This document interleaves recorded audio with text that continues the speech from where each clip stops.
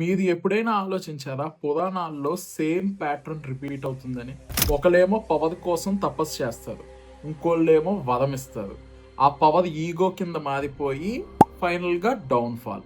ఇలాంటి కథలు ఒకటి కాదు హండ్రెడ్స్ ఉన్నాయి. క్వెషన్ ఏంటంటే ఈ కథలన్నీ కోయిన్సిడెన్సా? లేదా ఏదైనా రూలా?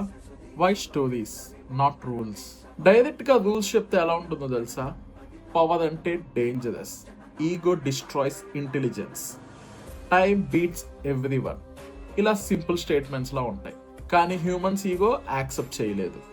సో ఏన్షియెంట్ సేజెస్ చేసింది ఏంటో తెలుసా? ఈ రూల్స్ అన్ని స్టోరీస్లో హైడ్ చేయడం. దేవుళ్ళు, రాక్షసులు, వరాలు, శాపాలు ఇవన్నీ క్యారెక్టర్స్ కాదు, దే ఆర్ రిప్రజెంటేషన్స్. స్టోరీస్లో చెబితే మైండ్ రెసిస్ట్ చేయదు, లాజిక్గా స్లోగా ఆలోచిస్తుంది. Symbols decode. ఇప్పుడు క్లియర్గా చెప్తా.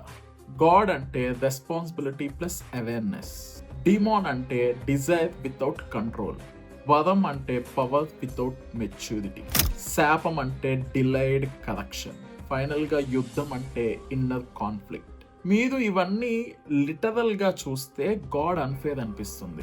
లాజిక్ గా తీసుకుంటే యూనివర్స్ ఫేర్ బట్ స్ట్రిక్ట్ అనిపిస్తుంది. Why modern humans are confused? అసలు మనకి ప్రాబ్లం ఎక్కడొచ్చిందో తెలుసా? ఈ రూల్స్ అన్ని స్కూల్స్ లో హిస్టరీగా చెప్తారు, అదే టెంపుల్స్కి వెళ్తే బిలీఫ్ లా చెప్తారు, కానీ సిస్టమ్ లాగా ఎవ్వరు చెప్పరు. అందుకే మనం క్వశ్చన్స్ అడుగుతున్నాం. మంచి వాళ్ళు ఎందుకు సఫర్ అవుతున్నారు? చెడ్డవాళ్ళు ఎలా విన్ అవుతున్నారు? కర్మ స్లోగా ఎందుకు ఉంటుంది? ఆన్సర్స్ ఉన్నాయి కానీ స్టోరీస్లో హిడెన్ అయి ఉన్నాయి. What this series is not. ఒకటి క్లియర్గా చెప్పాలి, ఈ సిరీస్లో నేను మిరాకిల్స్ చెప్పను, ఏ బ్లైండ్ బిలీఫ్ ప్రమోట్ చేయను, అలాగే సైన్స్, గాడ్ వర్సెస్ ఫైట్ ఏమి క్రియేట్ చేయను. ఇది డెవోషన్ సిరీస్ కాదు, ఇది just understanding series.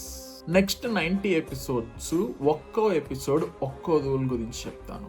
Rules like why good people suffer first, why bad people peak early, why power always tests ego, why time is the real god, why silence is also a karma.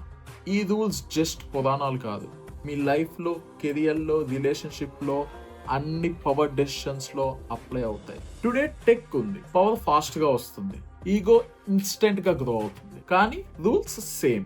రావణుడి టైంలో ఎలా ఉందో rule, ఇప్పుడు CEO టైంలో కూడా అలాగే ఉంది universe rule. Characters change అయ్యాయి, సిస్టమ్ కాదు. ఈ సిరీస్ కంప్లీట్ చేసిన తర్వాత మీరు కథలు చూడరు, అందులో ఉన్న ప్యాటర్న్స్ ని అబ్జర్వ్ చేస్తారు. క్యారెక్టర్స్ ని జడ్జ్ చేయరు, రూల్స్ ని అండర్స్టాండ్ చేసుకుంటారు. బిలీఫ్ కాదు, క్లారిటీ వస్తుంది. పురాణాలు నమ్మకం కోసం కాదు, క్లారిటీ కోసం రాసేదని. రూల్స్ ని ఇగ్నోర్ చేస్తే యూనివర్స్ పనిష్ చేయదు, ఇది కరెక్ట్ చేసిద్ది అని. Welcome to the rules of universe in పురాణాలు.